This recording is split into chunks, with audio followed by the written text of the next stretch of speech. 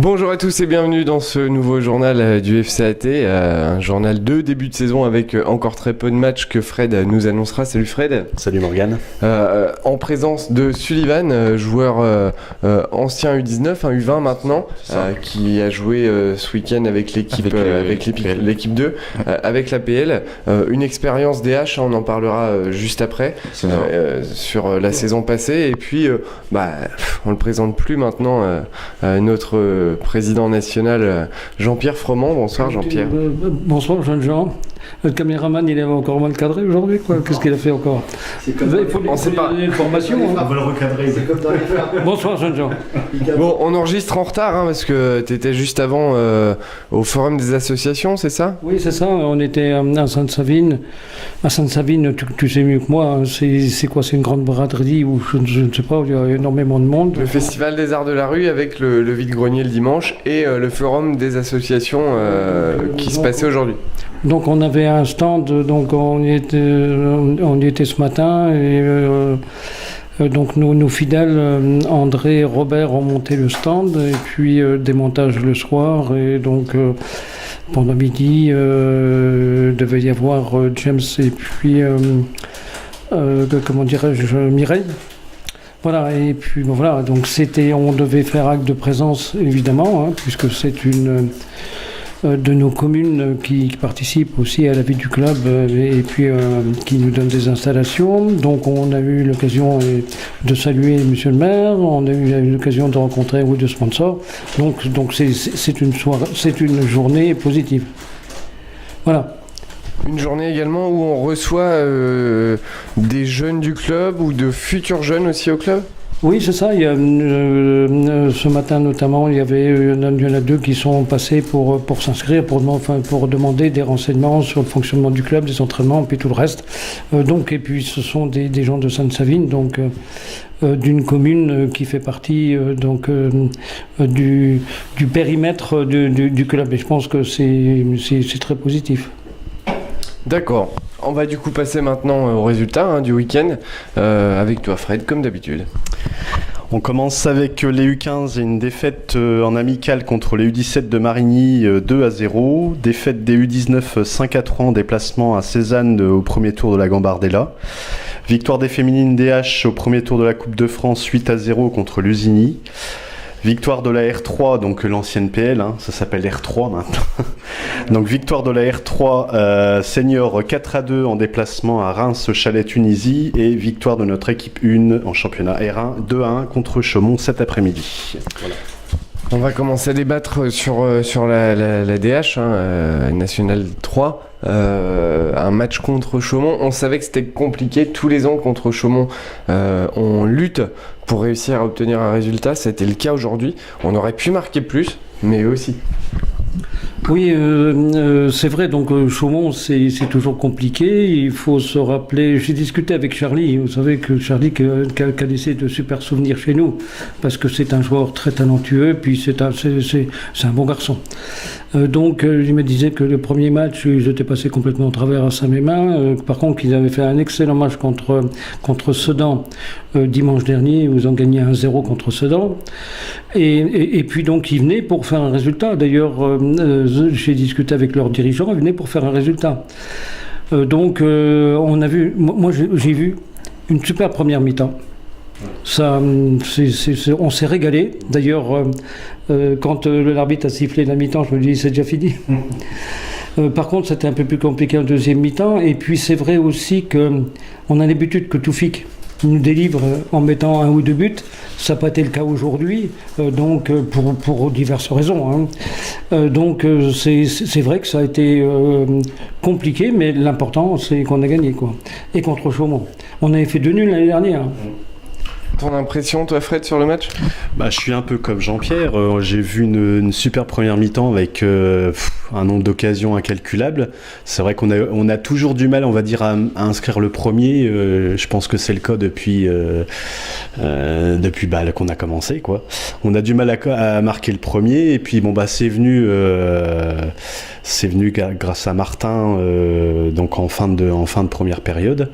Et puis c'est vrai qu'en deuxième mi-temps, on est reparti un petit peu sur les mêmes conditions. Mais il y a eu quelques changements à la mi-temps, et je pense que les changements n'ont pas apporté, on va dire, plus que ce qu'on avait là. Et donc on a perdu un peu notre jeu.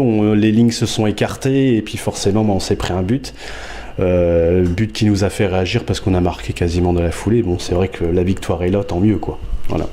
Et est-ce que c'est pas ça, justement, la réaction qu'on a, comme la semaine dernière à Cormontreuil, on marque parce qu'on vient de prendre un but? J'ai eu l'occasion de discuter avec quelques joueurs, et en l'occurrence Nadir qui m'a dit on avait envie de gagner, et c'est vrai que quand ils se sont pris le but, ils étaient un peu déboussolés parce qu'ils trouvaient ça un peu injuste de se prendre un but en dominant autant, mais lui il était convaincu, il allait s'arracher jusqu'au bout pour aller gagner, quoi. Ça a donné un nouveau souffle derrière de prendre un but, hein. Ça les a reboostés, quoi. Ouais. Voilà. Je sais pas, Oui, non, mais je partage totalement l'avis de Fred, excellente analyse. Mais on a vu un bon match. C'est un vrai match de DH, quoi. Voilà, et puis encore une fois, je pense que Chaumont va en faire souffrir quelques-uns, parce qu'ils ont quand même une équipe solide.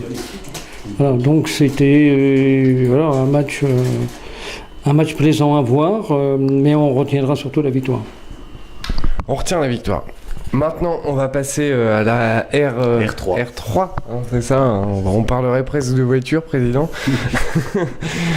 R3, victoire 4-2, Sullivan, cet après-midi. Un match, on va dire, compliqué pour vous, puisque vous étiez en effectif réduit. Vous avez été renforcé par des joueurs U17. U19, c'était l'inverse, les U19 qui ont été renforcés par les U17 en Gambardella. 4-2, on va te demander en fait ce que tu penses du match, puisqu'on n'était pas là pour le voir. Je pense. Donc Sullivan, tu te tais, c'est le président qui parle, hein. Non, mais on sait de toute façon qu'au chalet tunisien, j'en discute avec Fred, c'est l'enfer. Parce qu'en fait, il a vu, les arbitres avaient peur. Parce que Fred m'a dit, ce qu'ont fait les arbitres, c'est innommable. Même un garçon qui retire son maillot, il n'a pas de carton jaune. Donc on a vu l'année dernière comment ça s'est passé. C'est vraiment, je suis désolé, c'est des clubs qui n'ont plus rien à faire dans le football. Il va nous en parler. Ils n'ont rien à faire dans le football, ces gens-là. Enfin, ils font partie du championnat. Mais ils font partie du championnat parce qu'en fait, je pense que les instances du football n'ont vraiment pas je dirais, le courage de couper. Parce qu'on ne peut pas laisser des jeunes gens comme eux aller s'exposer pareillement. Non, mais c'est sûr. C'est totalement anormal parce que c'est l'enfer. Bon, il va vous en parler. Hein, je confirme. Après, on constate les choses, mais c'est pas le FCAT qui doit arbitrer ça, je pense. C'est vrai que c'est pas le FCAT, c'est la ligue qui doit regarder et puis mettre, on va dire, les bonnes personnes au bon endroit au bon moment pour constater des choses qui se passent un peu sur les terrains.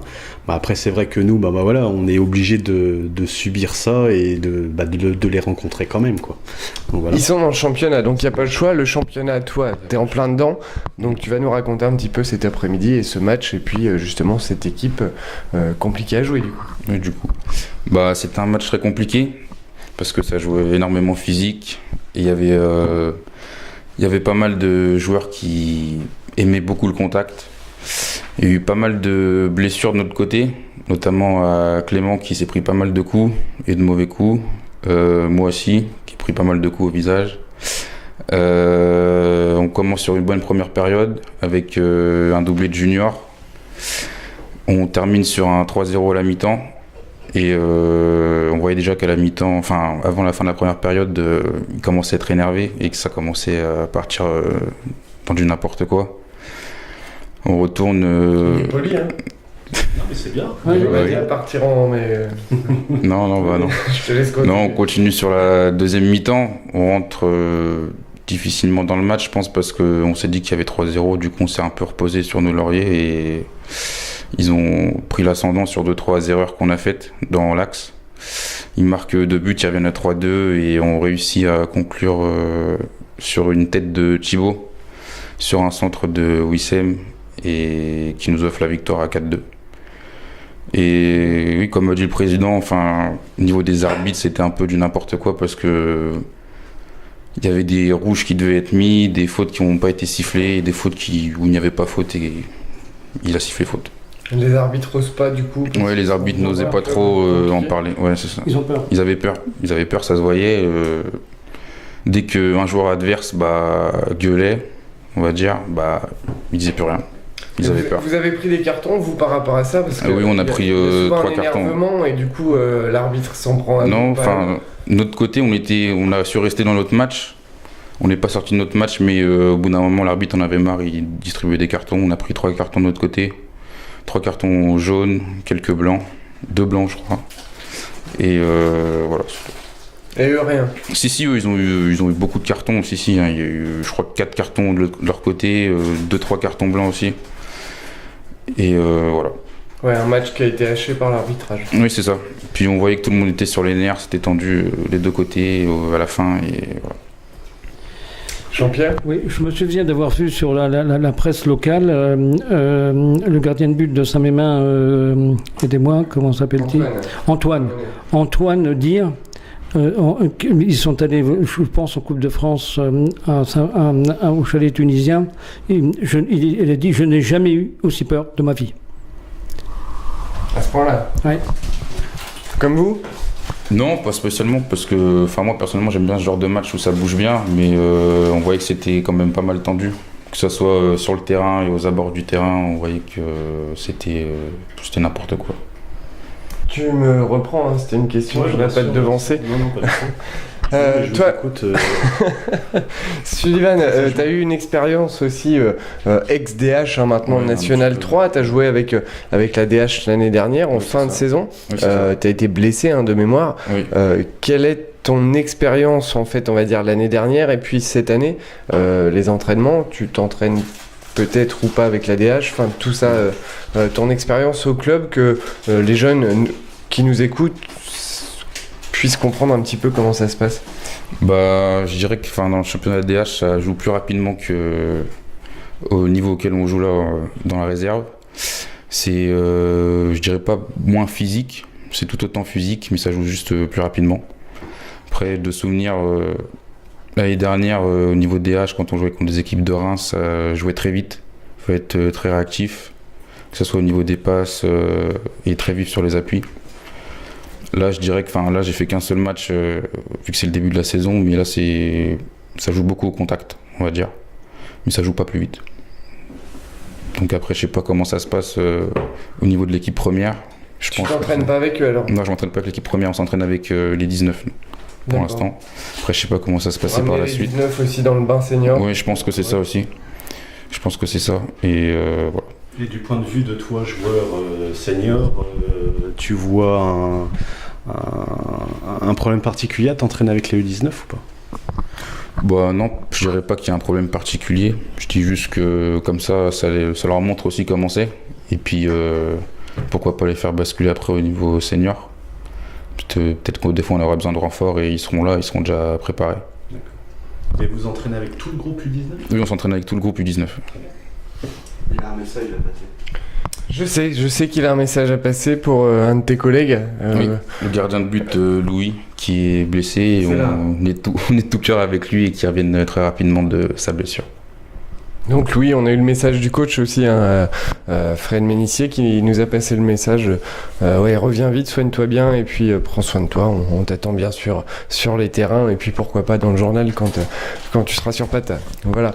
Je pense qu'on va s'arrêter là pour ce soir. Il n'y aura même pas de pause aujourd'hui dans le journal, à moins que tu avais un autre message à faire passer. Non, du tout. Pas de message à faire passer. J'ai déjà passé mon message à Louis, c'était le plus important. Très bien. Impeccable. Maintenant, un petit message pour les gamins du club. Que je leur souhaite une très bonne saison et qu'ils donnent le meilleur d'eux-mêmes tout au long de la saison et qu'on réussisse à améliorer le niveau du club. Futur président, je suis sûr que l'année prochaine, il prend ta place. Un petit message, toi, à faire passer aux gamins ? Oui, de toute façon, je leur souhaite une bonne rentrée. Ah oui, non, mais t'as fini attends.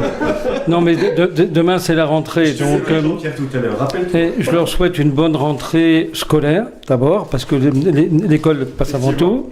Donc bonne rentrée scolaire à tous nos gamins. Et puis on va les retrouver sur les terrains parce que ça va être la rentrée pour tout le monde et ça va être aussi la rentrée de l'école de foot. Donc je leur dis à bientôt. À bientôt. Ah oui, c'est vrai, il y a les matchs du week-end prochain. Il a raison, le vieux. Donc les matchs du week-end prochain. Et on rame. Donc on commence avec les U15 avec un déplacement de la U15 PH à Saint-Martin-la-Veuve samedi 9 à 15h30. La PH U17 reçoit les municipaux dimanche 10 à 10h.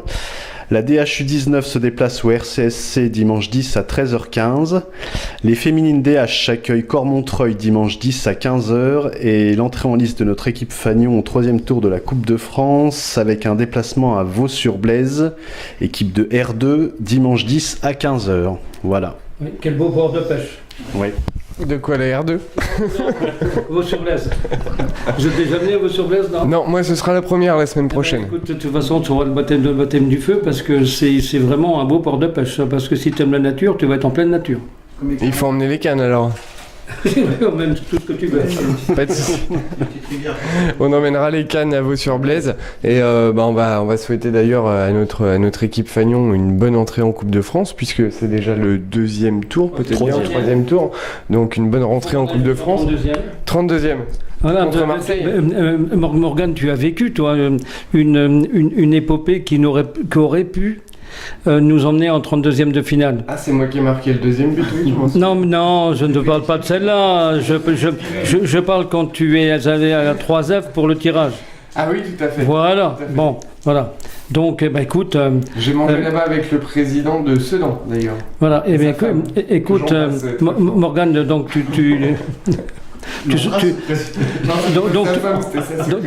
comme tu as l'expérience, si on grimpe dans les échelons, tu seras notre représentant. Il n'y a pas de souci. J'y vais avec plaisir si Sedan et sa secrétaire est qualifié. Voilà. Bon, Sullivan, merci en tout cas d'être resté, puisqu'il faut savoir qu'il est rentré du match, il a foncé au studio pour pouvoir être là et puis participer au journal.